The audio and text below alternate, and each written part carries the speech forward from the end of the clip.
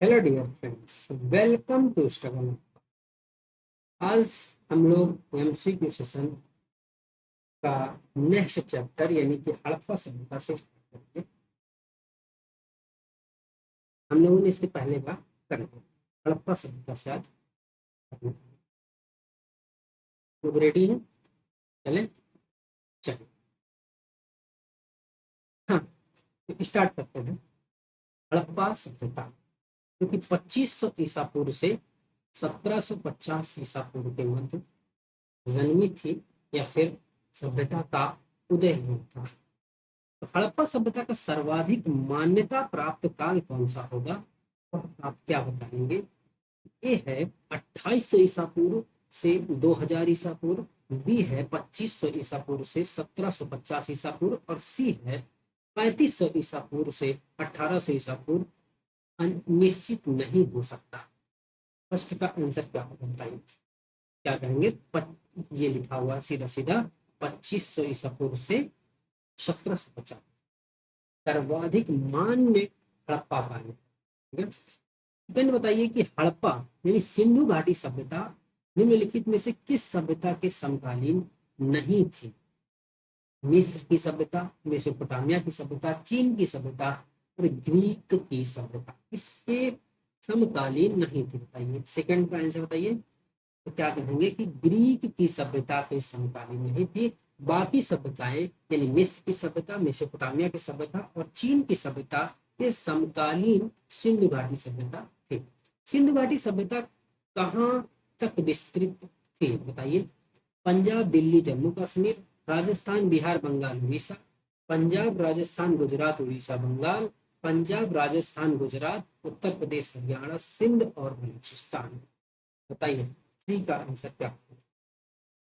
क्या कहेंगे? यह पंजाब, राजस्थान, गुजरात, उत्तर प्रदेश, हरियाणा, सिंध और बलूचिस्तान क्षेत्र में विस्तृत थी। ठीक है। चौथा बताइए कि सिंधु घाटी की सभ्यता में घोड़े के अवशेष कहाँ से मिले हैं? तुर्कोदा से, बड़ावड़ी, बनावड़ी से, मांडा से और कालीबंगा से। तो चौथे का आंसर क्या हो जाएगा? वो होगा सुरकोटदा से घोड़े के अवशेष मिले हैं।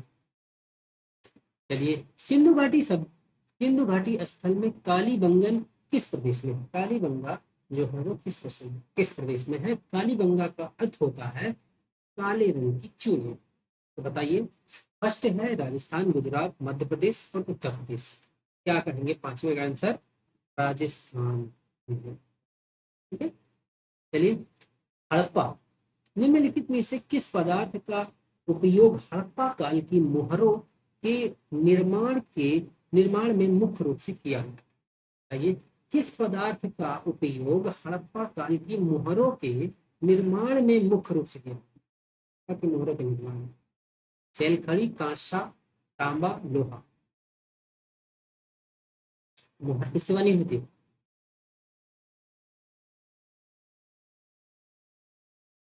सेलखड़ी से बनी होती है।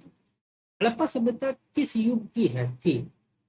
कांस्य की, नव पाषाण काल की, पूरा पाषाण काल, लौह पाषाण, लौह युग। तो क्या कहेंगे कि यह जो थी हड़प्पा सभ्यता वह कांस्य युगीन थी।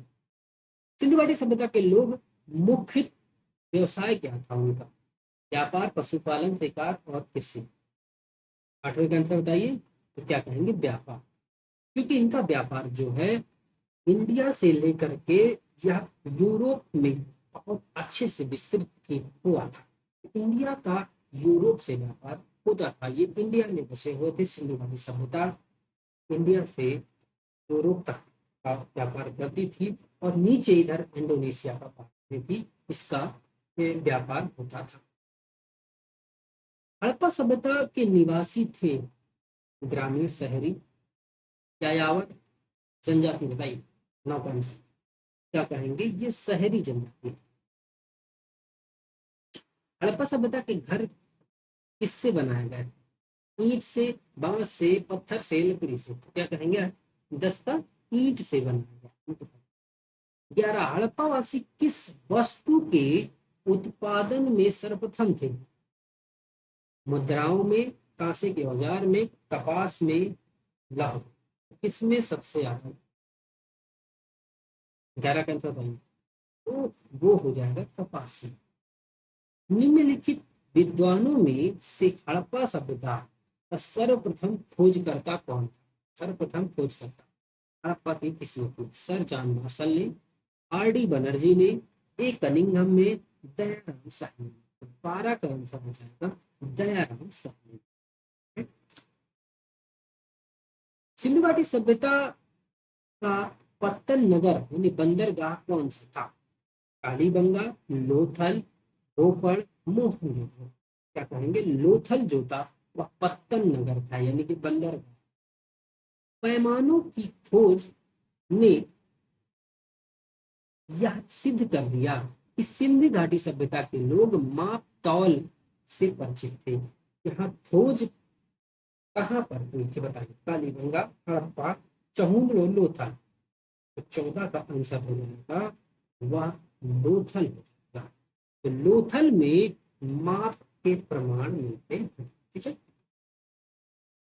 हड़प्पा कालीन समाज किन वर्गों में विभक्त था? शिकारी, पुजारी, किसान, क्षत्रिय, विद्वान, योद्धा, व्यापारी, श्रमिक, ब्राह्मण, क्षत्रिय व शूद्र, राजा, पुरोहित, सैनिक और शूद्र। क्या हो जाएगा आंसर? विद्वान, योद्धा, व्यापारी और श्रमिक वर्गों में हड़प्पा कालीन समाज बटा। विद्वान थे, योद्धा थे, व्यापारी थे और श्रमिक। सिंधु घाटी सभ्यता सर्वाधिक उपयुक्त नाम क्या है? हड़प्पा सभ्यता, सिंधु सभ्यता, सिंधु घाटी सभ्यता, इनमें से कोई नहीं। आंसर हो जाएगा हमारा हड़प्पा सभ्यता। क्यों? क्योंकि हड़प्पा नामक स्थल से इसके अवशेष सबसे पहले मिले थे, इसलिए सर्वाधिक उपयुक्त नाम हड़प्पा सभ्यता होगा। 16 हो गया। 17 निम्नलिखित में से कौन से लक्षण जो हैं सिंधु सभ्यता के लोगों का सही चित्रण करता है? आइए। उनके विशाल महल और मंदिर होते थे। वे देवियों और देवताओं की दोनों की पूजा करते थे। वे युद्ध में घोड़ों द्वारा खींचे जाने वाले रथों का प्रयोग करते थे। क्या कहेंगे कि इसमें सिर्फ सेकंड सही है, फर्स्ट गलत है, थर्ड गलत है। वे देवियों और देवताओं दोनों की पूजा करते थे। है? इस हिसाब से ए इसका आंसर। बताइए अगला 18। हड़प्पा सभ्यता की खोज किस वर्ष में हुई थी? 1935 में, 1942 में, 1901 में, 1921 में। तो हड़प्पा की खोज 1921 में। हड़प्पा सभ्यता के बारे में कौन सी उक्ति सही है? आइए। उन्हें अश्वमेध की जानकारी थी। गाय उनके चित्र गाय उनके लिए पवित्र थी। उन्होंने पशुपति की सम्मान करना आरंभ किया। पशुपति का उनकी संस्कृति सामान्यता स्थिर नहीं थी। बताइए क्या होगा आंसर 19 का? क्या कहेंगे? 19 का आंसर हो जाएगा उन्होंने पशुपति की सम्मान करना आरंभ किया। ठीक है। हड़प्पा के लोगों की सामाजिक पद्धति थी क्या थी? उचित समतावादी, दास श्रमिक आधारित, वर्ण आधारित, जाति आधारित। तो हड़प्पा लोगों की सामाजिक पद्धति कैसी थी?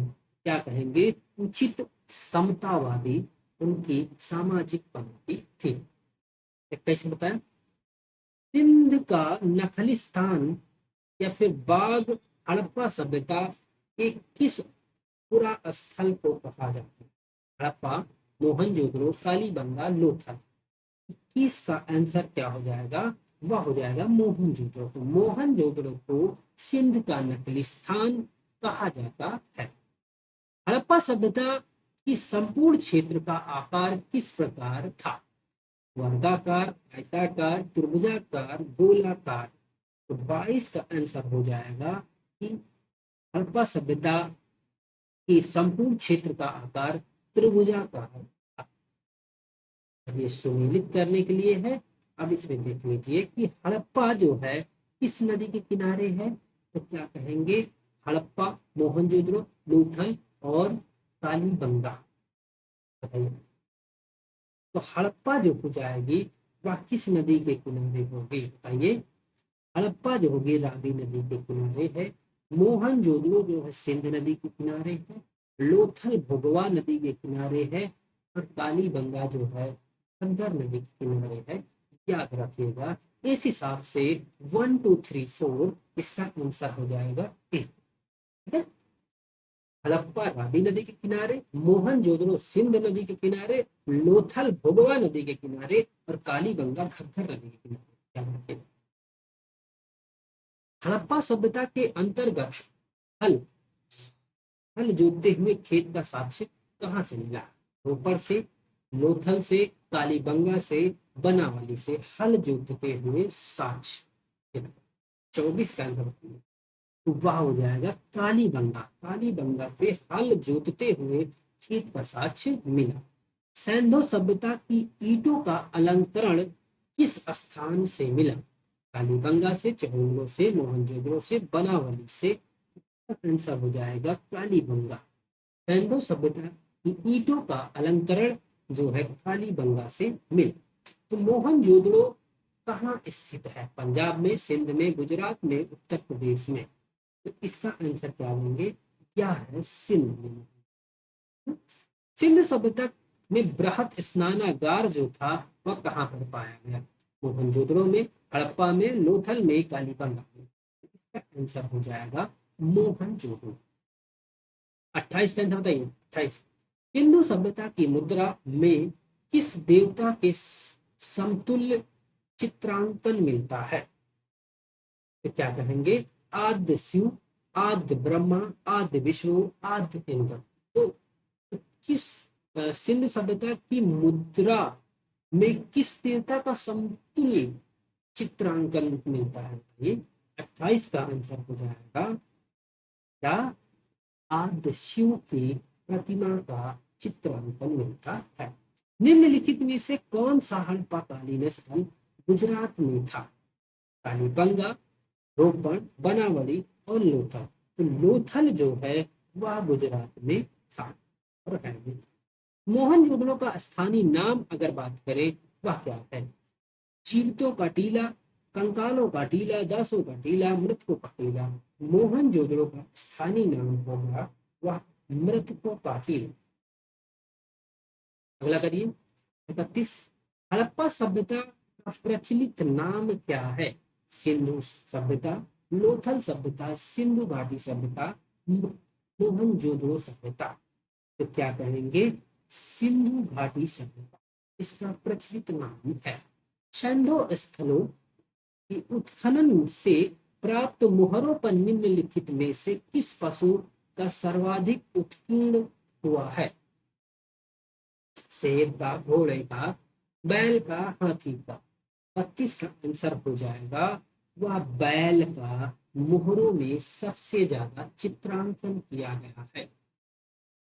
सिंधु घाटी सभ्यता जानी जाती है अपने नगर नियोजन के लिए, मोहनजोदड़ो और हड़प्पा के लिए, अपने कृषि संबंधी कार्यों के लिए और अपने उद्योगों के लिए। तो सीधा सीधा आप क्या कहेंगे? अपने नगर नियोजन के लिए सिंधु घाटी सभ्यता जानी जाती है। सिंधु सभ्यता का कौन सा स्थान भारत में स्थित है? हड़प्पा, मोहनजोदड़ो, लोथल और इनमें में से कोई नहीं। तो क्या कहेंगे कि इनमें से लोथल जो है वह गुजरात में है, भारत में स्थित है। भारत में खोजा गया सबसे पहला और पुराना शहर था हड़प्पा, पंजाब, मोहनजोदड़ो और सिंध। तो सबसे पुराना शहर जो खोजा गया वह क्या था? वह था हड़प्पा। भारत में खोजा गया सबसे पहला और पुराना शहर हड़प्पा था। और इसमें आंसर लग चुका है तो चांदी, भारत में चांदी उपलब्धता का प्राचीनतम साक्ष्य मिलता है हड़प्पा संस्कृति से, पश्चिमी भारत के ताम्र संस्कृति से, वैदिक साहित्यों से, चांदी के आहत मुद्राओं से। में क्या हो जाएगा? हड़प्पा संस्कृति से चांदी की उपलब्धता के साक्ष्य मिलते हैं। सिंधु सभ्यता के बारे में कौन सा कथन असत्य है?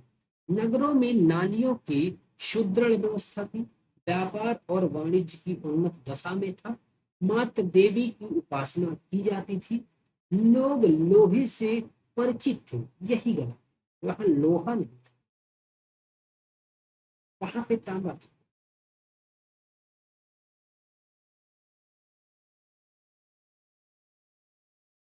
सूची को 1 से 2 को मिलाना है। सिंधु सभ्यता की उत्तरी सीमा क्या है? सिंधु सभ्यता की उत्तरी सीमा मांडव है, जम्मू कश्मीर। सिंधु सभ्यता की दक्षिणी सीमा दैमाबाद महाराष्ट्र में, जो कि प्रवरा नदी के किनारे है। मांडा जो है चिनाब नदी के किनारे, लिख लीजिए।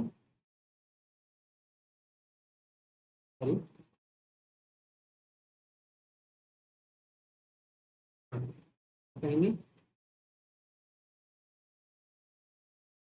चिनाब के किनारे, और दैमाबाद महाराष्ट्र में प्रवरा के किनारे, प्रवरा के किनारे, जो गोदावरी की सहायक। और सिंधु सभ्यता का पूर्वी सीमा जो है आलमगीरपुर उत्तर प्रदेश में है, जो कि किस नदी के किनारे है बताइए? आलमगीरपुर की यमुना की सहायक एक नदी है।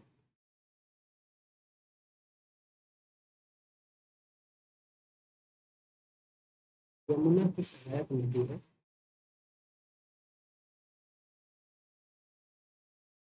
यमुना की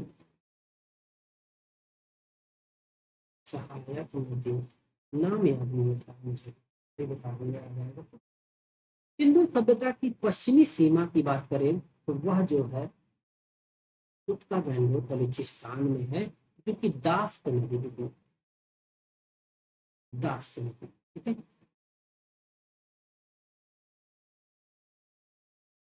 इस हिसाब से 1 2 3 4 हो जाएगा। मांडा किस नदी के किनारे? मैंने आपको बता दिया, चलिए। हड़प्पा कालीन स्थल रोपड़ पंजाब किस नदी के किनारे स्थित था? रोपड़ पंजाब में किस नदी के किनारे था? 40 का आंसर बताइए। वह आंसर आएगा हमारा इस सतलज के किनारे रोपड़। हड़प्पा में एक उन्नत जल प्रबंधन प्रणाली का पता चलता है। धौलावीरा में, आलमगीरपुर में, कालीबंगा में, लोथल में। 41 का आंसर बताइए तो वह हो जाएगा धौलावीरा। धौलावीरा में जल उन्नत प्रणाली का अच्छा साक्ष्य मिलता है। हड़प्पा के मिट्टी के बर्तनों पर सामान्यतः किस रंग का उपयोग हुआ था? लाल, नीला, हरा, पांडु और नील। 42 का आंसर हो जाएगा लाल रंग का मिट्टी के बर्तनों पर उपयोग किया जाता था। सिंधु घाटी सभ्यता निम्नलिखित में से किस युग में पड़ता है? ऐतिहासिक काल में, प्रागैतिहासिक काल में, उत्तर प्रागैतिहासिक काल, आद्य ऐतिहासिक। तो सिंधु सभ्यता जो है आद्य ऐतिहासिक काल है, जो कि आपको मैंने फर्स्ट क्लास में बताया। सिंधु घाटी सभ्यता की विकसित अवस्था निम्नलिखित में से किस स्थल से घरों में कुओं के अवशेष मिले हैं?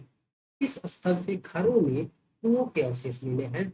हड़प्पा से, कालीबंगा से, लोथल से, मोहनजोदड़ो से। तो 44 का आंसर क्या हो जाएगा? वह हो जाएगा मोहनजोदड़ो से कुएं के साक्ष्य मिले हैं। सिंधु घाटी सभ्यता की खोज निकालने में जिन 2 भारतीय का नाम जुड़ा है वे दयाराम साहनी, राखालदास बनर्जी, जॉन मार्शल और ईश्वरी प्रसाद। तो सिंधु घाटी सभ्यता की खोज जो की थी वह किसने की थी? वह की थी दयाराम साहनी और राखालदास बनर्जी ने।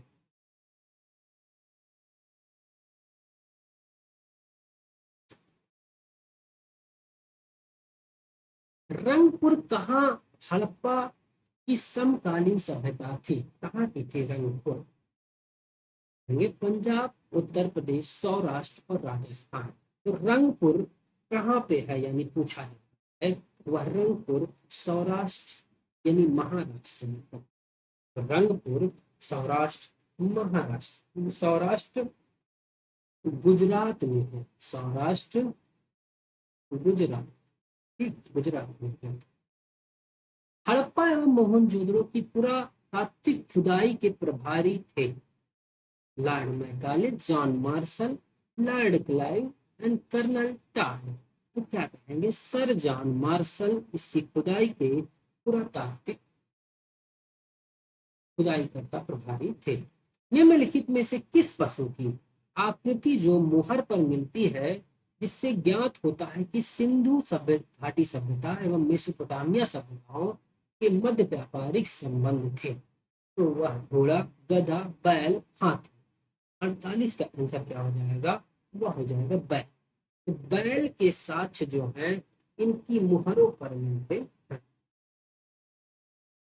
सिंधु घाटी के लोग विश्वास करते थे आत्मा और ब्रह्मा में, कर्म कांड में, यज्ञ प्रणाली में, मात्र शक्ति में। बताइए क्या कहेंगे, मात्र शक्ति में ये विश्वास करते थे।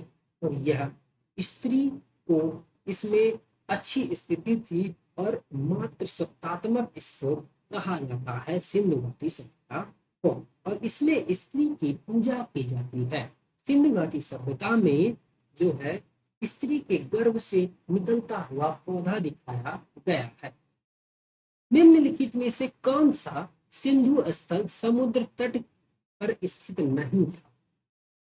सुरकोटदा, लोथल, बालाकोट एंड पोर्ट दीजी। तो क्या होगा इसका आंसर, पोर्ट दीजी जो था वह समुद्र के तट पर स्थित नहीं। निम्नलिखित में से मोहनजोदड़ो की सबसे बड़ी इमारत मानी जाती है?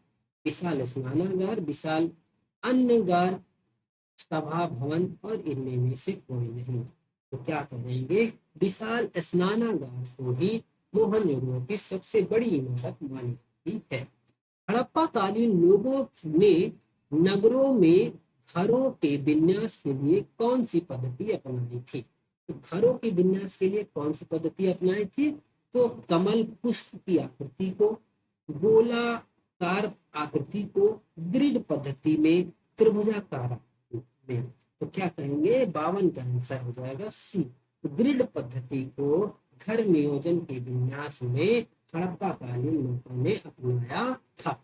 53 का आंसर बताइए, सूची 1 और सूची 2 से मिलाना है। लोथल से क्या मिला है हमें, कालीबंगा से क्या मिला, धौलावीरा से क्या मिला, बनावली से क्या मिला है?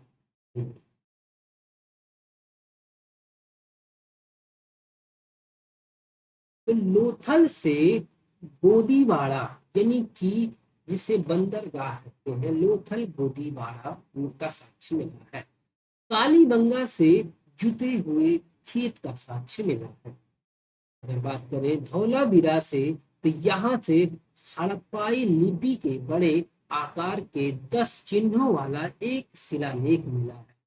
बनावली से पकी हुई मिट्टी की बनी हुई हल्की प्राकृतिक मिली है। ठीक है, इस हिसाब से क्या हो जाएगा, 2143, 2143 यानी बी आंसर हो जाएगा। निम्नलिखित में से किस एक का हड़प्पा सभ्यता में पाई मोहरों और टेराकोटा कलाकृतियों में निरूपण अंकन नहीं हुआ था? बताइए, शेर का, हाथी का, गैंडे का, बाघ। तो इसमें जो है वह एक पशु नहीं पाया गया था, वह कौन था? 54 का आंसर। तो क्या कहेंगे, वह था शेर। शेर का साक्ष्य नहीं मिलता है मोहरों पर। हड़प्पावासी किस धातु से परिचित नहीं थे? सोना एवं चांदी से, तांबा कांसा से, टीना सीसा से, लोहा से। तो यह लोहा से परिचित नहीं। निम्नलिखित में से किस स्थल से युगल समाधियां, यानी 200 संस्कार, मतलब 200 को एक साथ में रखा गया था, का प्रमाण कहां से मिलता है? कुंतासी से, धोलावीरा से, लोथल से, कालीबंगा से, तो 56 का आंसर हो जाएगा लोथल। तो लोथल से युगल समाधान का प्रमाण मिलता है। कहां से? लोथल। कपास के उत्पादन में सर्वप्रथम सिंधु क्षेत्र में हुआ। कपास का उत्पादन सर्वप्रथम सिंधु क्षेत्र में हुआ, जिसे ग्रीक या यूनानी लोग किस नाम से पुकारा करते थे? Sindon, cotton, A and B, and Harappa. 57 का आंसर जो हो जाएगा वो हो जाएगा सिंडन। कहते थे कपास को सिंडन कहते। हड़प्पा काल में तांबे का रथ किस स्थल से प्राप्त हुआ है? कुड़ाल से, राखी से, गढ़ी से, दैमाबाद से, बनावली से, रोपण से। तो 58 का आंसर हो जाएगा हमारा दैमा। दैमाबाद से तांबे के रथ के साक्ष्य मिले हैं। हड़प्पावासी किन किन धातुओं का आयात करते थे? उत्तर कूट में दिया गया है। चांदी, स्टील, सोना। तो किसका किसका आयात करते थे, मतलब मंगाते थे बाहर से?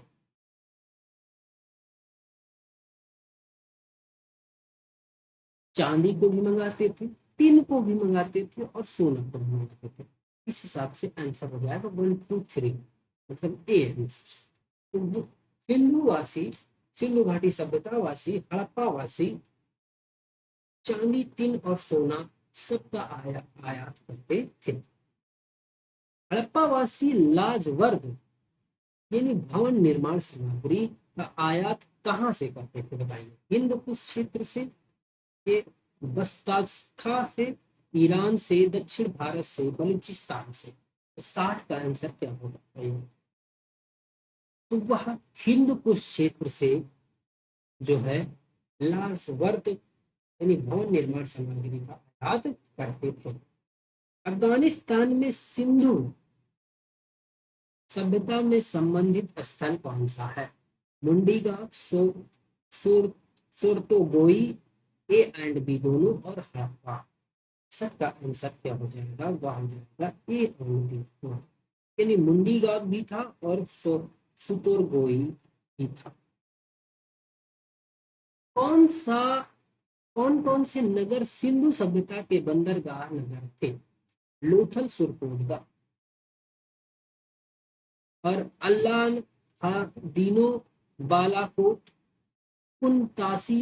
इनमें में से सब क्या कहेंगे कि 62 का आंसर हमारा हो जाएगा इनमें में से सब। ये सारे जो थे बंदरगाह में थे।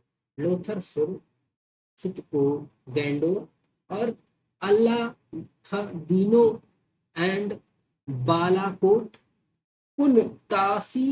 इनमें में से सब कुनतासी। मोहनजोदड़ो से प्राप्त पशु पतिस्यु, आद्यस्यु मोहर किन किन जानवरों का अंकन हुआ है? व्याघ्र एवं हाथी का, गैंडा एवं भैंसे का, हिरण और इनमें में से सब बताइए। मोहनजोदड़ो में प्राप्त पशुपतिस्यु, आद्यस्यु मोहर का किन किन जानवरों का अंकन हुआ? शीर्षक का आंसर है।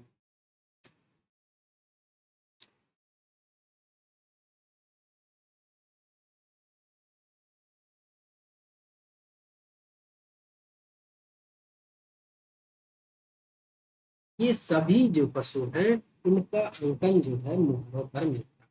इन व्याघ, बाघ और हाथी, गैंडा, भैंसा और हिरण। सिर्फ शेर है जिसका अंकन मुहरों पर नहीं मिलता। इस हड़प्पाकालीन स्थल से नृत्य मुद्रा वाली स्त्री की कांस्य मूर्ति प्राप्त हुई। मोहनजोदड़ो से, कालीबंगा से, हड़प्पा से, बनावली से।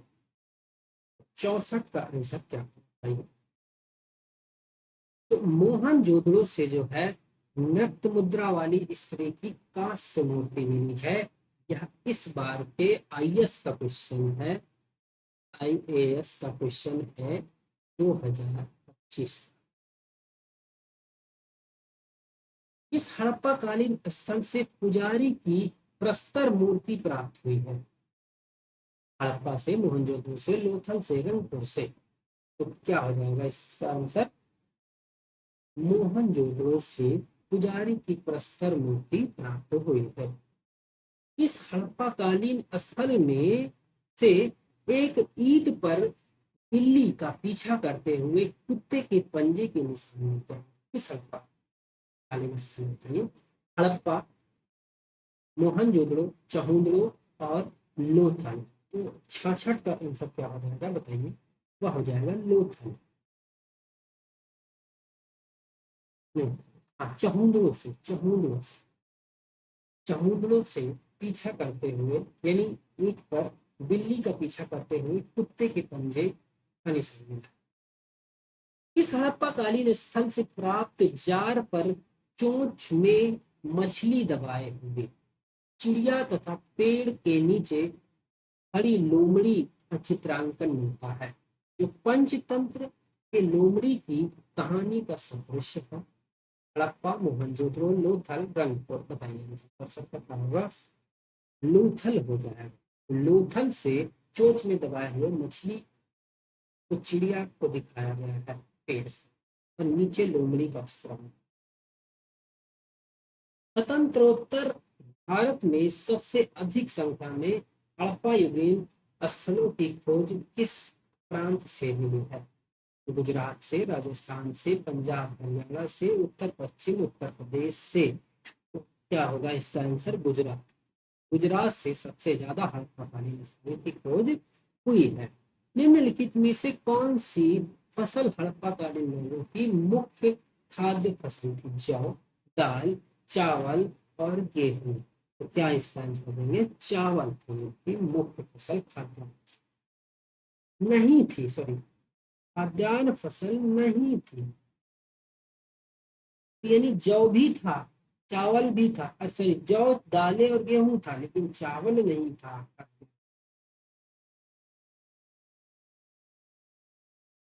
कथन और कारण। हड़प्पा तथा मोहनजोदड़ो अब विलुप्त हो गए, वे उत्खनन के दौरान प्रकट हुए थे। ए इसका आंसर हो जाएगा। ए और आर दोनों सही हैं। आर ए की सही स्पष्टीकरण व्याख्या भी करता है। सिंधु घाटी सभ्यता के संदर्भ में निम्नलिखित कथनों पर विचार कीजिए। यह सभ्यता लौकिक सभ्यता थी तथा उसमें धार्मिक तत्व यद्यपि उपस्थित तथा वर्चस्वशाली नहीं था। उस काल में भारत में कपास से वस्त्र बनाए जाते थे। बताइए कौन कौन सही है? 1, 2 या फिर 1, 2 दोनों? तो क्या कहेंगे कि ए भी, 1 भी सही और 2 भी सही। तो सिंधु, यह प्रमुखता लौकिक सभ्यता थी और धार्मिक तत्व यद्यपि उपस्थित और वर्चस्वशाली नहीं। उपस्थित था लेकिन वर्चस्व नहीं। और उस काल में भारत में कपास के वस्त्र बनाए जाते थे।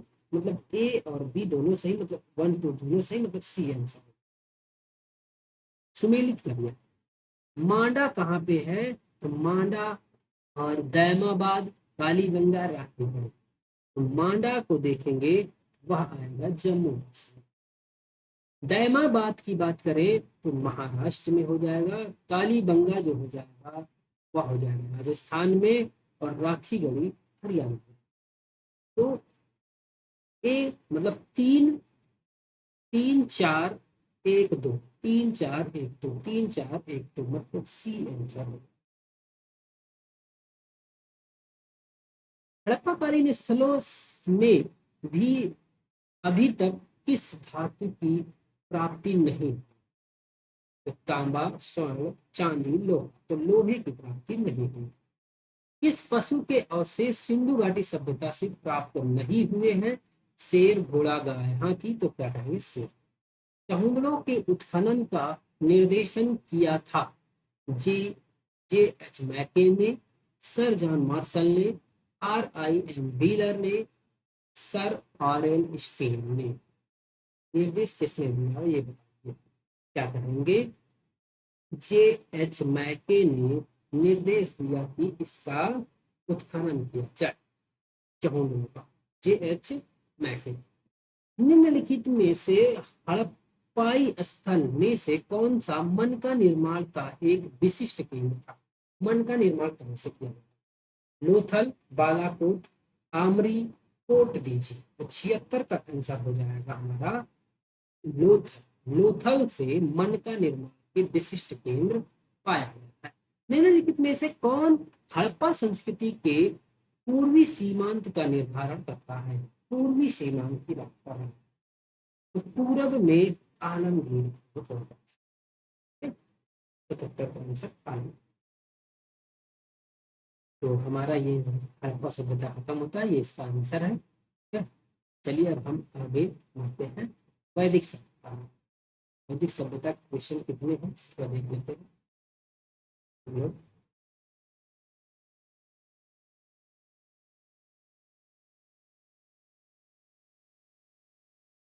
अच्छा हो पाएगा कि नहीं? चलिए, वैदिक सभ्यता कितने हैं? 114 क्वेश्चन है। 15, 16, 118 क्वेश्चन है। हो पाएगा? मान ले 80, 80 बांध के स्टार्ट किया जाए फिर। हाँ स्टार्ट किया जाए, चलिए जहाँ तक कर पाएंगे किया जाएगा। चलिए, फर्स्ट है वैदिक सभ्यता। 1500 ईसा पूर्व से 600 ईसा पूर्व के बीच में। ठीक है, वैदिक सभ्यता का ऋग्वैदिक संस्कृति के काल में किसे माना जाता है? तो इसका काल होगा, कालक्रम जो है ऋग्वैदिक संस्कृति, वह 1500 से एक। उत्तर वैदिक संस्कृति का काल किसे माना जाता है?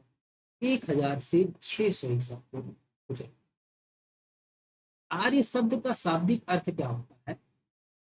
वीर या योद्धा, श्रेष्ठ या कुलीन, और यज्ञकर्ता, पुरोहित, विद्वान। तो श्रेष्ठ या कुलीन का शाब्दिक अर्थ। प्रारंभिक आर्यों के बारे में निम्न कथनों में से कौन सा सही नहीं है? तो प्रारंभिक आर्यों के बारे में कथनों में कौन सा सही नहीं है बताएं। वे संस्कृत बोलने वाले थे, वे वे घुड़सवारी किया करते थे, वे कई झुंडों में भारत पहुंचे, वे मुख्यतः नगरों में निवास करते थे। तो कौन सा कथन सही नहीं है?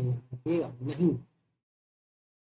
चौथे का आंसर, तो चौथे का आंसर हो जाएगा वो मुख्यतः नगरों में निवास करते थे, ये करें, यही आंसर। पांचवा देखिए, इनमें में से किस फसल का ज्ञान वैदिक काल के लोगों को नहीं था? जौ, गेहूं, चावल, तंबाकू। इसका आंसर हो जाएगा पांचवे का तंबाकू का ज्ञान जो था वैदिक काल में लोगों को नहीं। ठीक है, उत्तर वैदिक काल के वेद विरोधी और ब्राह्मण विरोधी धार्मिक अध्यापकों को किस नाम से जाना? यज्ञ, यजमान से, श्रमण से, अथर्वम वन से, और श्रेष्ठिन को। बताइए 6 का आंसर क्या है? क्या रहेंगे? श्रमण से जाना जाता। वैदिक गणित का महत्व अंग है, महत्वपूर्ण सप्तक, ब्राह्मण, शून्य सूत्र, अथर्ववेद, छंदोपनिषद। सातवें का आंसर हो जाएगा शून्य सूत्र। तो वैदिक गणित जो है शून्य सूत्र से। इस वेद में प्राचीन वैदिक युग की संस्कृति के बारे में सूचना मिलती है। प्राचीन वैदिक युग के बारे में सूचना कहाँ से मिलती है? ऋग्वेद से, यजुर्वेद से, अथर्ववेद से, सामवेद से। अच्छा भाई आपका क्या कहेंगे? ऋग्वेद से हमें प्राचीन वैदिक युग की संस्कृति के बारे में सूचना मिलती है। निम्नलिखित में से उत्तर वैदिक काल में लिखे गए ग्रंथों का सही क्रम कौन सा है? उत्तर वैदिक काल में वेद, ब्राह्मण, अरण्यक, उपनिषद। वेद, उपनिषद, ब्राह्मण, अरण्यक। उपनिषद, वेद, ब्राह्मण, अरण्यक। वेद, अरण्यक, ब्राह्मण और उपनिषद। 9 का आंसर होता है क्या हो जाएगा? वेद आया सबसे पहले, फिर ब्राह्मण आए, ब्राह्मण, फिर अरण्यक, फिर उपनिषद। उपनिषद सबसे लास्ट का है, वेद सबसे पहले का है, सेकेंड नंबर पे ब्राह्मण है और थर्ड नंबर पे आरण्यक। ठीक है। वेदों की संख्या की बात करें तो वह 3 है। कौन से 3 वेद संयुक्त रूप से त्रयी या फिर वेद त्रयित है? ऋग्वेद, यजुर्वेद, सामवेद। ऋग्वेद, यजुर्वेद, अथर्ववेद। ऋग्वेद, सामवेद, अथर्ववेद। यजुर्वेद, सामवेद, अथर्ववेद। तो 11 का आंसर क्या होगा? वह हो जाएगा ऋग्वेद, यजुर्वेद और सामवेद को वेद त्रयी कहा जाता है। इसमें अथर्ववेद को शामिल नहीं किया। भारत के राज चिन्ह में प्रयुक्त होने वाला शब्द सत्यमेव जयते किस उपनिषद से लिया गया है? मुंडक उपनिषद, कठ उपनिषद, ईश उपनिषद, बृहदारण्यक उपनिषद से। 12 का आंसर हो जाएगा मुंडक उपनिषद। मुंडक उपनिषद से सत्यमेव जयते को लिया गया है। ऋग्वैदिक आर्यों का मुख्य व्यवसाय क्या था? कृषि, पशुपालन, शिक्षा, व्यवसाय। बताइए क्या व्यवसाय था? फिर क्या करेंगे? इनका पशुपालन सबसे मुख्य व्यवसाय ऋग्वैदिक आर्यों का था। भारतीय संगीत आदि ग्रंथ कहाँ कहा जाता है? ऋग्वेद, उपनिषद, यजुर्वेद, सामवेद। भारतीय संगीत का आदि ग्रंथ कौन सा है? वह है सामवेद। ठीक है। प्रथम विधि निर्माता कौन है?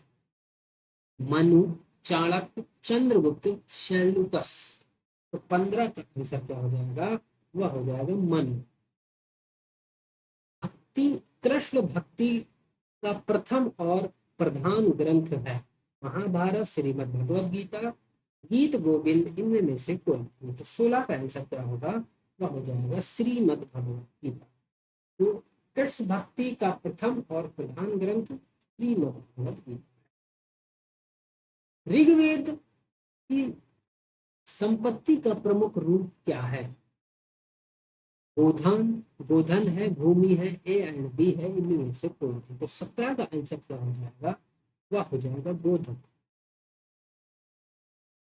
ऋग्वेद के किस मंडल में शूद्र का उल्लेख पहली बार मिलता है? 7वें मंडल में, 10वें मंडल में, 9वें मंडल में, 10वें मंडल। तो क्या इसका आंसर देंगे? 10वें मंडल में पहली बार शूद्र का उल्लेख मिलता है। पुराणों की संख्या की बात करें तो 18 पुराण है। और वैदिक धर्म का मुख्य लक्षण किसमें इनमें में से किसकी उपासना था? वैदिक धर्म का मुख्य लक्षण किसकी उपासना था? कार्तिक, पशुपति, माँ देवी माता, अंतरिमूर्ति। तो क्या हो जाएगा? प्राप्ति। किस देवता के लिए ऋग्वेद में पुरंदर शब्द का प्रयोग किया गया है? इंद्र, अग्नि, वरुण और सोम। तो 21 का आंसर हो जाएगा ए, इंद्र को ही पुरंदर कहा गया है। शून्य सूत्र, शून्य सूत्र किस विषय से संबंधित है? क्या है? गणित से संबंधित। शून्य सूत्र गणित से है, ज्यामिति से नहीं भाई। गणित होगा इसका आंसर मिलेगा। गणित नहीं होगा। शून्य सूत्र जो है वह ज्यामिति से है। असतो मां सदगमय, तमसो मां ज्योतिर्गमय, एंड मात्रो मां अमृतम गमय कहाँ से लिया गया है? उपनिषद से, वेदांत से, महाकाव्य से, पुराण से।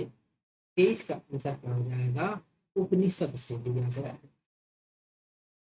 आर्य भारत में बाहर से आए सर्वप्रथम बसे थे। कहाँ पे बसे? सीमा तट लिखना चाहिए, तो सीमा लिखना। सीमा तट में, प्राग ज्योतिष में, पंजाब में, पांचाल में। 24 का आंसर क्या होगा? वह हो जाएगा पंजाब में। आर्य भारत से बाहर, भारत में बाहर से आए तब कहाँ पे बसे? पंजाब। एक सूची को दो सूची से मिलाइए। ऋग्वेद के जो पाठ करता है, यज्ञ करता है, उसे क्या कहते हैं? वो होता है होत्र।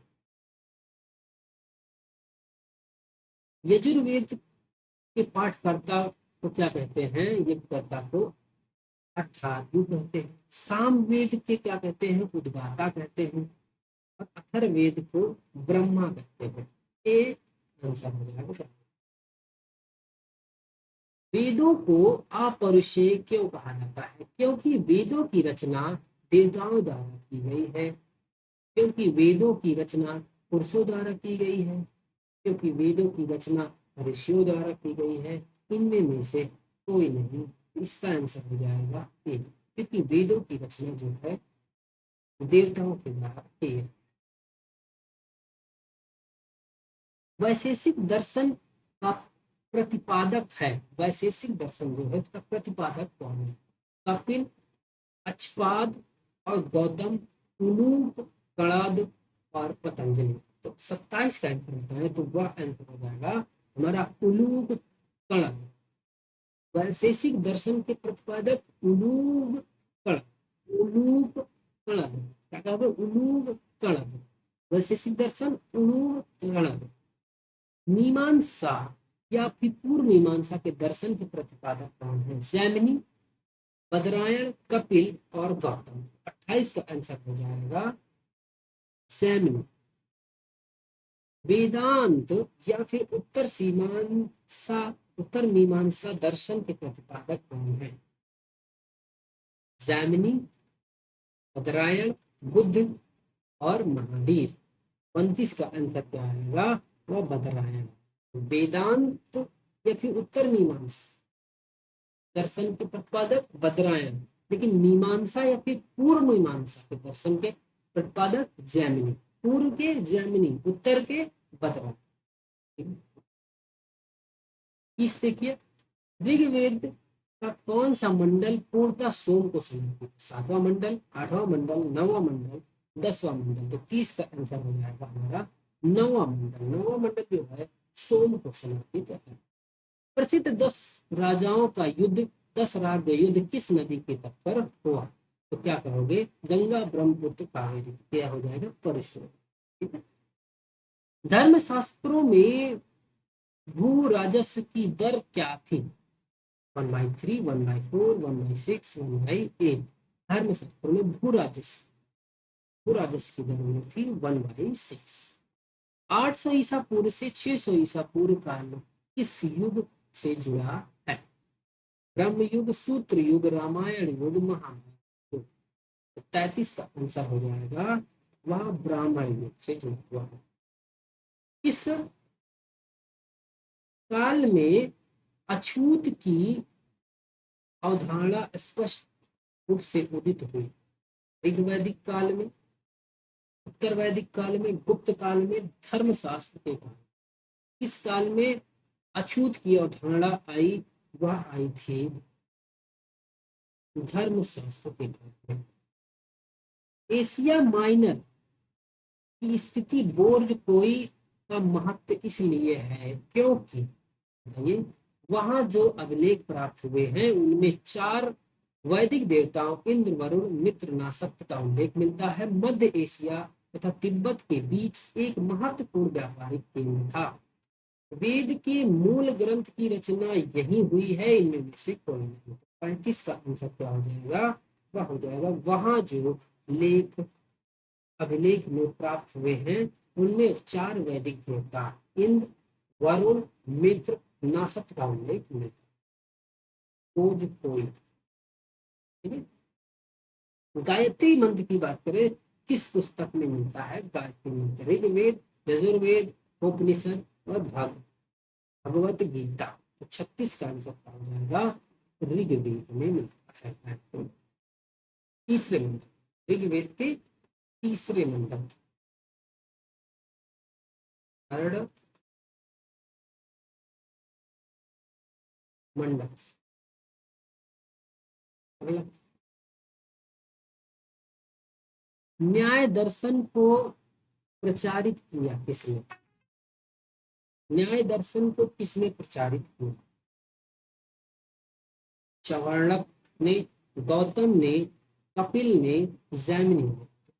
तो न्याय दर्शन को किसने प्रचारित किया, तो क्या कहेंगे, 35 का आंसर बताइए।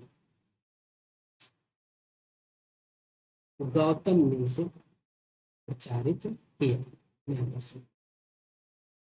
प्राचीन भारत में निष्क से जाने जाते थे स्वर्ण आभूषण, गाय, तांबे के सिक्के, चांदी के सिक्के। 38 का आंसर क्या हो जाएगा, निष्क किसे कहते थे, निष्क। 38 क्या कहेंगे, स्वर्ण आभूषण निष्क। योग दर्शन के प्रतिपादक कौन है, पतंजलि, गौतम, जैमिनी और शंकराचार्य। तो योग दर्शन कौन है बताइए, पतंजलि। योग दर्शन के प्रतिपादक पतंजलि। न्याय दर्शन के गौतम। उपनिषद पुस्तकें हैं धर्म पर, योग पर, विधि पर, दर्शन पर। तो क्या कहेंगे, दर्शन पर जो है उपनिषद पुस्तकें हैं। सूची 1-2 से मिलाना है। ऋग्वेद, यजुर्वेद, सामवेद और अथर्ववेद। 40 का इसको मिलाएं, क्या होगा कि ऋग्वेद का स्रोत एवं प्रार्थना है, और यजुर्वेद जो हो जाएगा वह स्रोत एवं कर्मकांड हो जाएगा। सामवेद जो होगा वह होगा संगीत स्रोत होगा। अथर्ववेद में क्या है, तंत्र मंत्र जादू टोना ये हो जाएगा। तो कर्मकांड यजुर्वेद, ऋग्वेद में प्रार्थनाएं और सामवेद में संगीत, अथर्ववेद में तंत्र मंत्र। इस हिसाब से आंसर हो जाएगा ठीक है।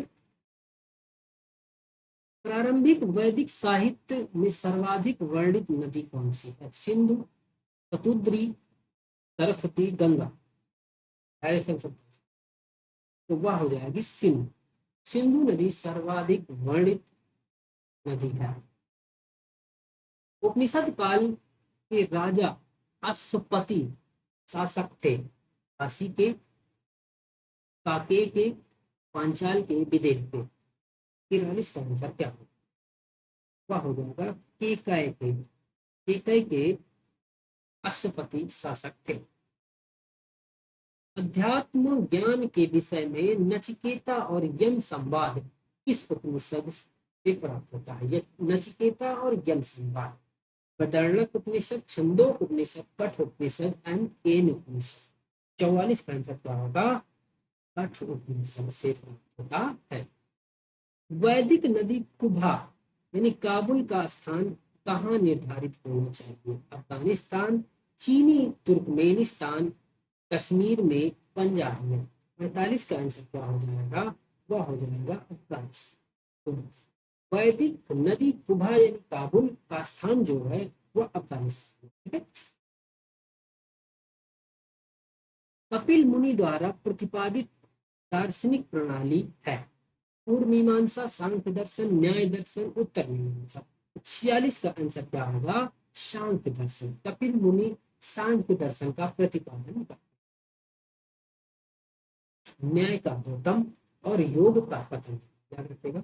भारत के किस स्थल से खुदाई से लौह धातु के प्रचलन के प्राचीनतम प्रमाण मिले हैं, वो तक्षशिला, अतरंजी खेड़ा, कौशाम्बी, हस्तिनापुर।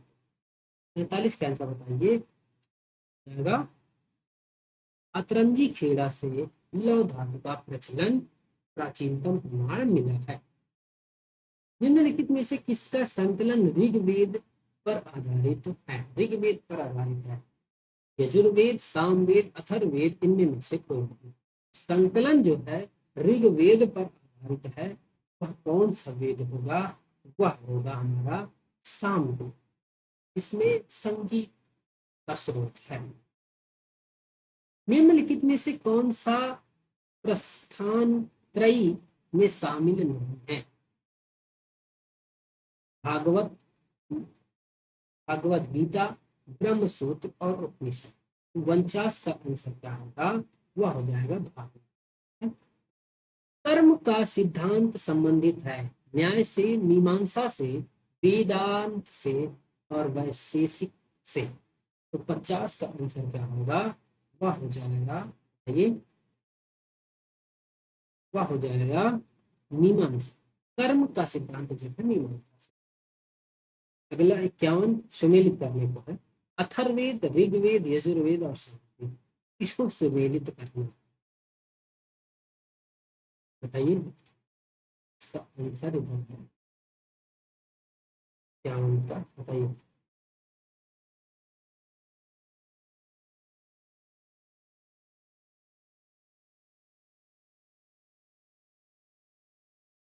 बताइए।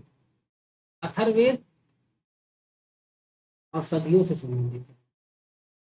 ऋग्वेद ईश्वर की महिमा है और यजुर्वेद बलि दान विधि है। सामवेद संगीत, हाँ, वेद था सामवेद संगीत, यजुर्वेद बलिदान होता था और ऋग्वेद में ईश्वर की महिमा थी, ईश्वर के लिए गीत गाए जाते थे। अथर्ववेद में जो था वो सदी थी या फिर जादू टोना था। ठीक है, तो इसका आंसर क्या हो जाएगा? 3 1 3 1 2 4 3 1 2 4 3 1 2 4, मतलब ए आंसर होगा।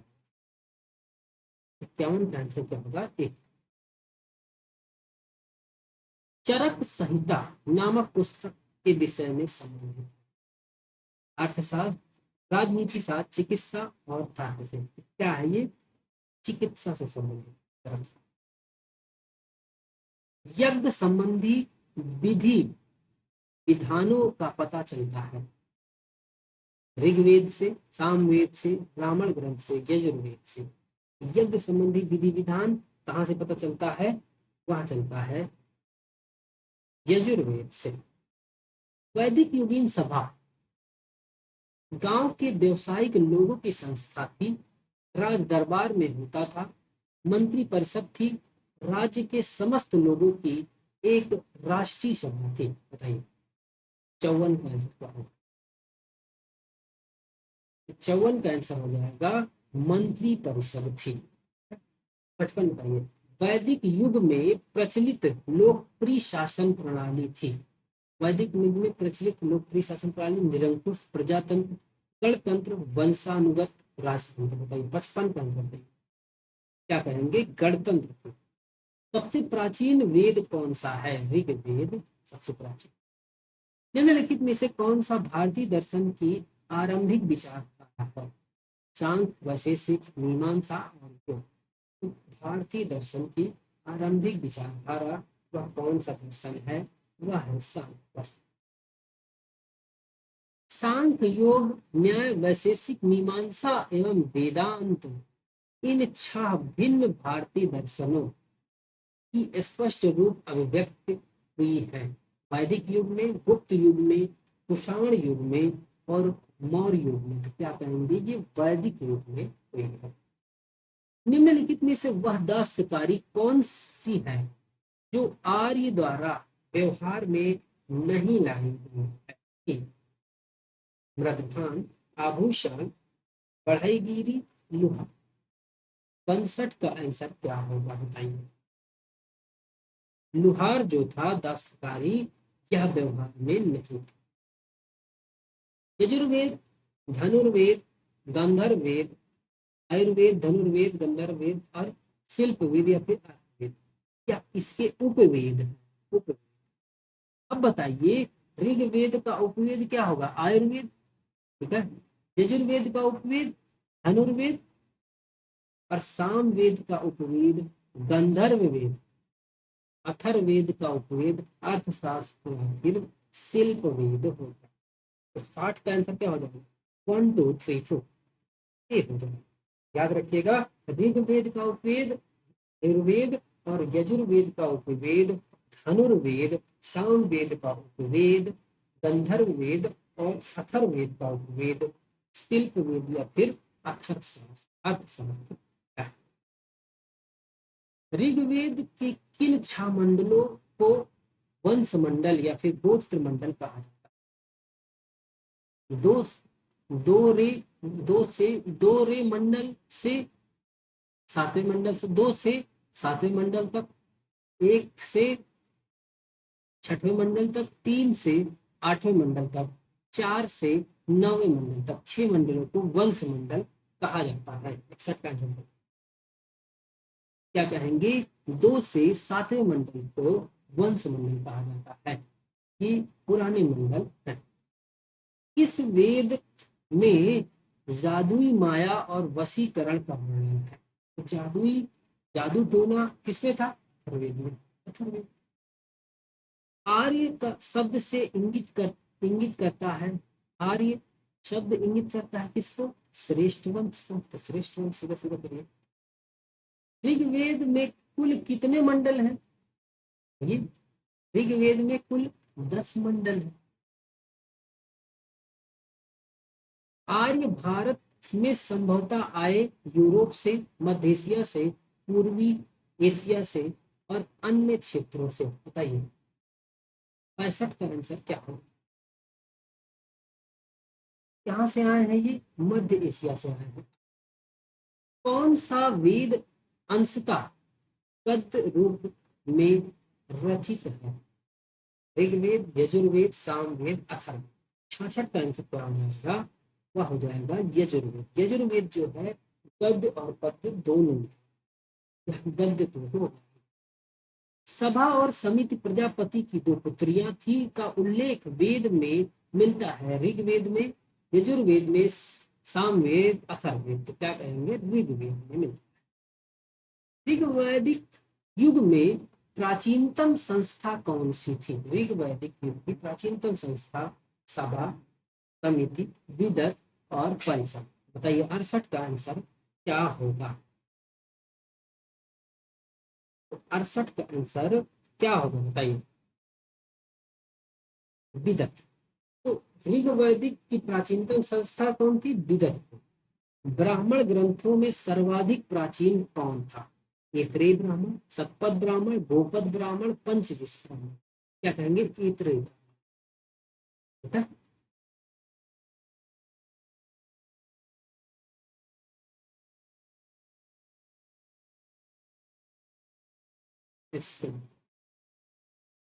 ऐत्रेय नहीं होगा ये।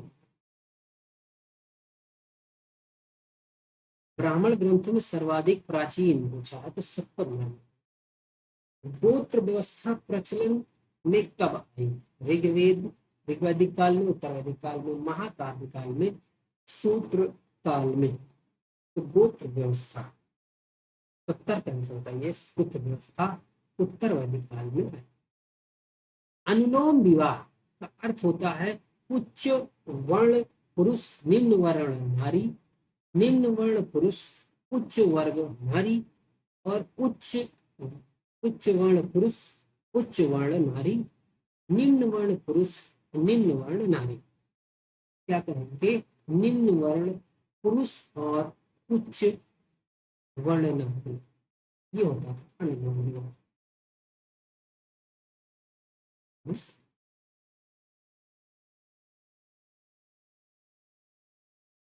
अनुलोम विवाह क्या होता था? उच्च वर्ण पुरुष, निम्न वर्ण नारी, उच्च वर्ण पुरुष, निम्न वर्ण नारी जो होती थी, अनुलोम विवाह।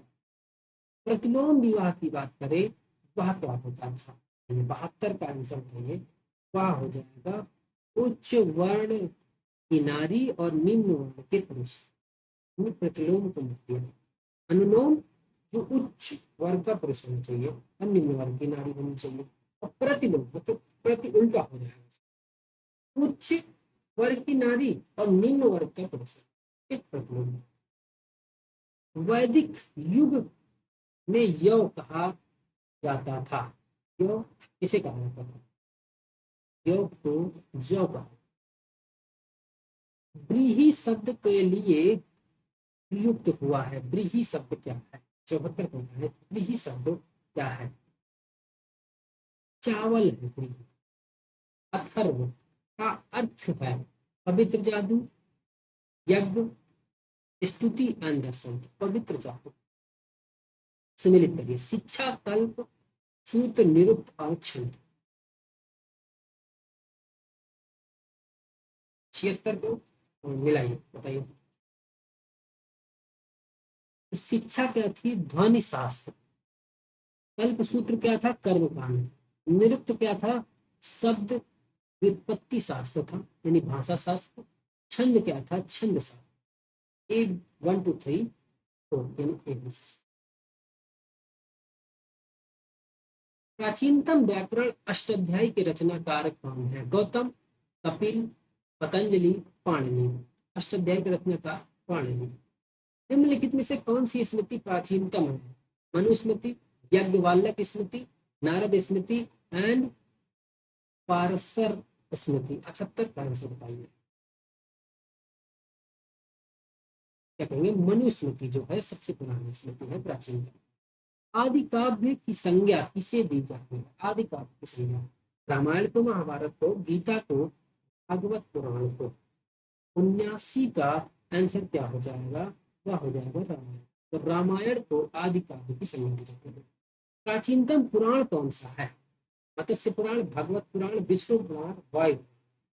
80 का आंसर क्या हो जाएगा? वह हो जाएगा मत्स्य पुराण। मत्स्य पुराण सबसे पुराना पुराण है।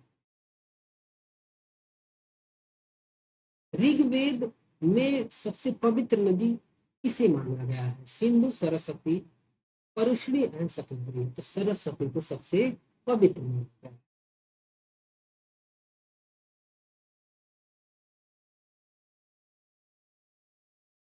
वैदिक समाज की आधारभूत इकाई थी, क्या थी?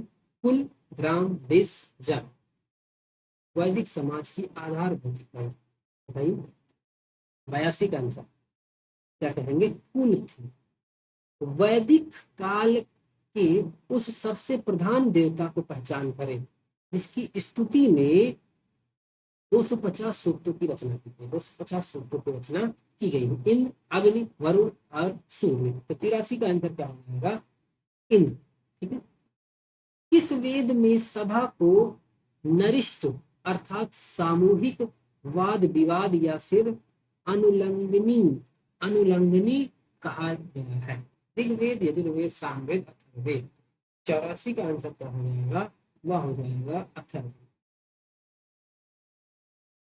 इस रचना में नारी को सुरा और पासा के साथ 3 प्रमुख बुराइयों में शामिल किया गया है। मैत्रेयी संहिता, जावाल उपनिषद, शतपथ ब्राह्मण एवं छंदोपनिषद। 85 का आंसर क्या हो जाएगा? वह हो जाएगा मैत्रेयी संहिता। उत्तर वैदिक काल में किस देवता का सर्वोच्च स्थान प्राप्त था? प्रजापति को, इंद्र को, विष्णु को, रुद्र को। तो 86 का आंसर क्या हो जाएगा? वह हो जाएगा प्रजापति। तो उत्तर वैदिक काल में सर्वोच्च स्थान किस देवता को था?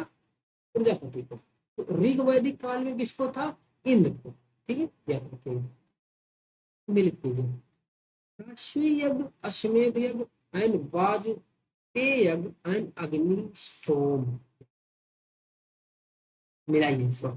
87 का आंसर बताइए फटाफट। बताइए। राष्ट्रीय यज्ञ जो था राजा के सिंहासन रोहण से संबंधित। अश्वमेध यज्ञ जो था राजनैतिक शक्ति को बढ़ाने के लिए किया जाने वाला यज्ञ। वाजपेयी यज्ञ क्या था? सौर प्रदर्शन व फिर प्रजा के मनोरंजनार्थ किया जाने वाला यज्ञ। अग्नि अग्निष्ठोम यज्ञ क्या था? देवताओं को प्रसन्न करने हेतु अग्नि को बलि, पशु बलि दिया जाने वाला एवं सोम रस का पान किया जाने वाला यज्ञ था। 1 2 3 4 एक हो जाएगा। 87 परुष्णी, सतुद्री, अस्कनी अंचिना, विपाशा। तो परुष्णी किसे कहते थे? परुष्णी व्यास नदी को कहा जाता था। सतुद्री जो है सतलज को कहा जाता था। अस्किनी चिनाब को कहा जाता था। विपाशा व्यास को कहा जाता था। परुष्णी रावी को कहा जाता था। एक सेकंड में गलत हो गया। हाँ। परुष्णी जो है रावी नदी को, अस्किनी चिनाब को, विपाशा व्यास को। 1 2 3 4। संस्कारों की कुल संख्या कितनी है? संस्कार की बात करें तो वह 16 संस्कार है। 90 में मिलाना है ब्रह्म विवाह, देव विवाह, अर्ष विवाह एंड प्रजापति विवाह। चाहिए इसका आंसर क्या है? 90।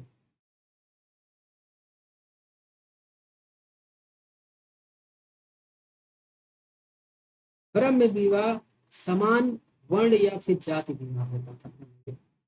दैव विवाह पुरोहित का परिश्रमिक में मिले कन्या के साथ विवाह होता। अर्श विवाह जो था कन्या मूल्य के रूप में एक जोड़ी गाय और बैल चुका कर किया गया विवाह। अर्श विवाह एक जोड़ी बैल और गाय को। प्रजापति विवाह क्या होता था? बिना दहेज का विवाह।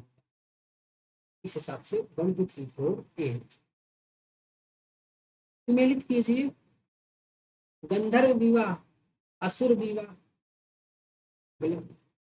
राक्षस विवाह, पैशाच विवाह। इसका आंसर क्या होगा? 91 का। क्या कहेंगे? गंधर्व विवाह जो था वह प्रेम विवाह। असुर विवाह जो होता था वह कन्या को खरीद कर किया गया। राक्षस विवाह जो होता था पराजित राजा की कन्या का अपहरण करके कन्या से किया गया विवाह। पैशाच विवाह क्या होता था? सोई हुई अवस्था में कन्या को उठा लाकर किया गया विवाह होता था। 1 2 3 4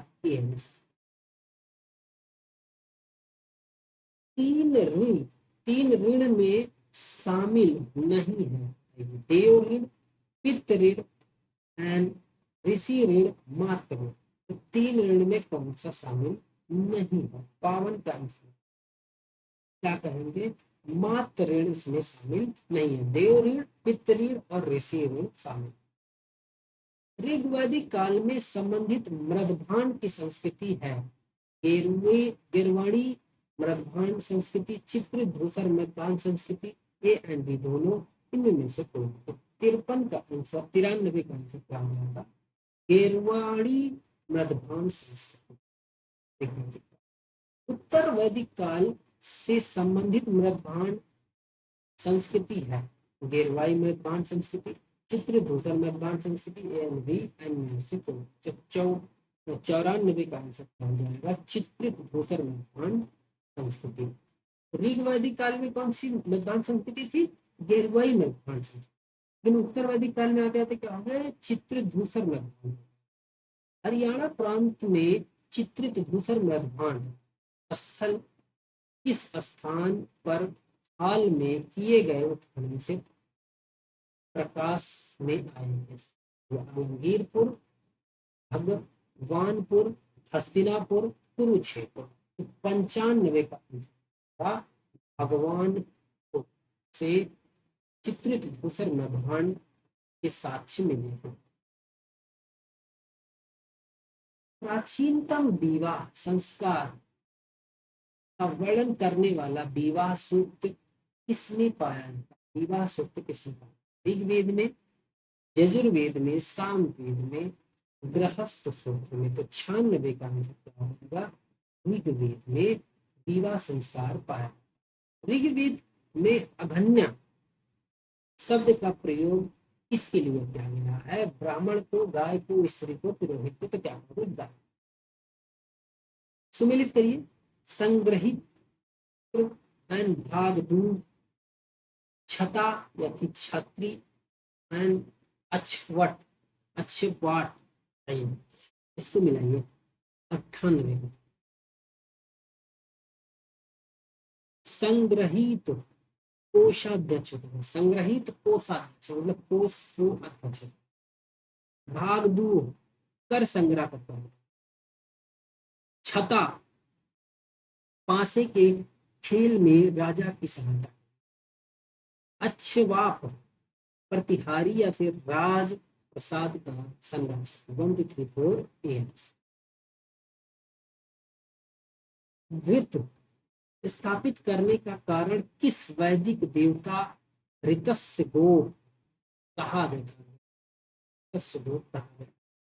99 का आंसर बताइए। तो 99 का हो जाएगा वरुण को ऋतस्य गोपा कहा गया है।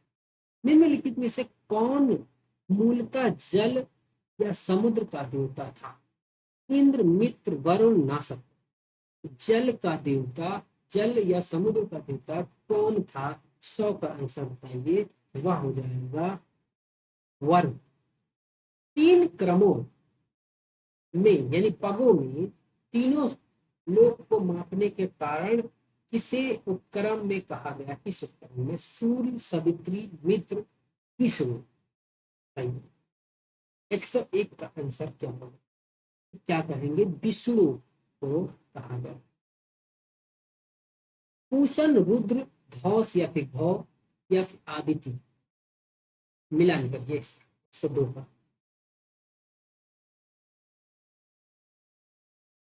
102। पूषण जो थे विवाह का देवता, रुद्र जो थे पशुओं का देवता, गौ जो थे वो जगत का पिता, और आदिति जो थे वह देवों की महान। 1 2 3 4 मतलब ए आंसर हो। अगला देखिए, मनुस्मृति की मुख्यतः संबंधित है समाज व्यवस्था से, कानून से, राज्य कार्य पद्धति से, अर्थशास्त्र से। तो मनुस्मृति किससे संबंधित है? इसका आंसर बताइए। 103 क्या कहेंगे? समाज व्यवस्था। गायत्री मंत्र की रचना किसने की है? वशिष्ठ ने, विश्वामित्र ने, इंद्र ने, परीक्षित ने। क्या कहोगे? विश्वामित्र। अवेस्ता और ऋग्वेद में समानता है। अवेस्ता किस क्षेत्र से संबंधित है? भारत से, ईरान से, इजराइल से, मिस्र से। तो अवेस्ता किस क्षेत्र से संबंधित है? 105 का आंसर हो जाएगा ईरान से। तो अवेस्ता ईरान से संबंधित है। निम्नलिखित में से कौन सी एक ऋग वैदिक आर्यों की लक्षणिक विशेषता नहीं? लक्षणिक विशेषता नहीं। वे अश्वों, रथों और कांस्य के उपयोग से परिचित थे। वे लोहे के उपयोग से परिचित थे। नहीं पूछा है। वे गौ से परिचित थे। वे संपत्ति और सर्वाधिक महत्वपूर्ण थी। वे ताम्र और आधुनिक फल फाल के उपयोग से परिचित थे। बताइए 106 का आंसर क्या होगा? क्या कहेंगे? वो लोहे से परिचित नहीं। ऋग्वेद में निम्नांकित किन नदियों का उल्लेख अफगानिस्तान के साथ आर्यों के संबंध का सूचक है? अस्किनी, परिश्री, कुबा और विपाशा। सतुतो। बताइए 107 का आंसर क्या होगा? क्या कहेंगे? कुबा और कुरुम जो था, क्रम था, वह ऋग्वैदिक में अफगानिस्तान के साथ आर्यों के संबंध का सूचक है। धर्म तथा रीत भारत की प्राचीनतम वैदिक संस्कृति के एक केंद्रीय विचार को चित्रित करते हैं। इसके संदर्भ में निम्नलिखित तथ्यों का विचार कीजिए। पहला है कि धर्म व्यक्ति के दायित्व एवं स्वयं तथा दूसरों के प्रति व्यक्तिगत कर्तव्यों की संकलन था। ऋत जो था मूलभूत नैतिक विधान था जो सृष्टि और उसमें अंतर्निहित सारे तत्वों के क्रियाकलापों को संचालित करता था। बताइए कौन सा सही है? 108। क्या कहेंगे? ये भी सही और ये भी सही। इस हिसाब से सी से। ठीक है। आर्यों के अंटार्कटिक होम सिद्धांत का पक्ष किसने लिया था? अंटार्कटिक होम सिद्धांत का पक्ष किसने लिया? पारजीटर, एसी दास और बीजी तिलक, जैकोबी। 109 का आंसर क्या होगा? क्या कहेंगे? जीवी तिलक ने अंटार्कटिक होम सिद्धांत का पक्ष लिया था। मिलाइए, मिलान करने को आया। कुभा, परुश्री, सदानीरा, सपुत्री। कुभा जो थी काबुल नदी को कहते हैं। परुश्री जो थी राबी नदी, सदानीरा को गंडक, सतुद्री जो थी सतलज। इस हिसाब से देखे तो कुभा मतलब 2 2 3 1 4 2 3 14 मतलब 20। ऋग्वेद में सूक्त कितने हैं? तो क्या कहेंगे 1028 सूक्त हैं। पूर्व वैदिक आर्यों का धर्म प्रमुखता था, कौन सा था? पूर्व वैदिक आर्यों का भक्ति, मूर्ति पूजा और यज्ञ, प्रकृति पूजा, यज्ञ, प्रकृति पूजा और भक्ति। 112 का आंसर क्या हो जाएगा? प्रकृति पूजा और यज्ञ। निम्नलिखित में से किसे भारतीय भारतीय परमाणुवाद का जनक कहा? महर्षि कपिल को, महर्षि गौतम को, महर्षि कणाद को, महर्षि पतंजलि, इनमें में से कौन है? किसे भारतीय परमाणुवाद का जनक कहा जाता है? तो क्या कहेंगे? महर्षि कणाद को। सतपथ ब्राह्मण से संबंधित राजा विदेह माधव से संबंधित ऋषि थे? ऋषि भरद्वाज, वशिष्ठ, विश्वामित्र, गौतम। बताइए आंसर क्या होगा? 114। क्या कहेंगे? ऋषि गौतम, राहुल, गण।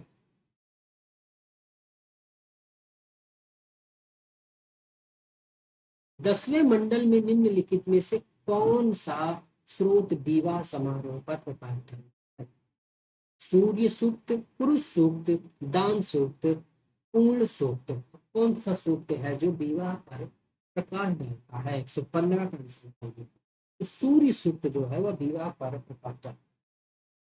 इस ग्रंथ को सतसहस्त्री संहिता कहा जाता है?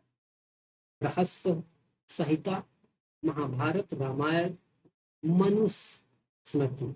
116 का आंसर क्या होगा? वो महाभारत। निम्नलिखित में से चार्वाक दर्शन की शाखाएं कौन सी? चार्वाक दर्शन मूर्त, न्याय, सुशिक्षित एंड वैशेषिक। इनमें से कौन सा है? तो 17।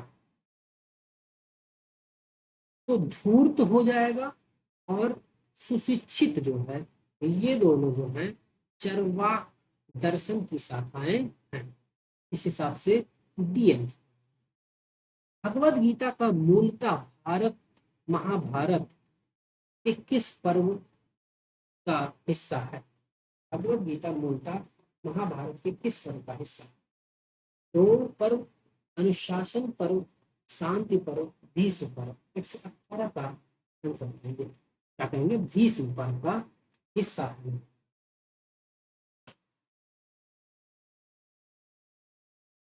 आगे इसका आंसर है। ठीक है, आप लोग फिर से करिए। अब आते हैं महाजनपद पर। अब महाजनपद काल हम लोग अगले लेक्चर में देखेंगे।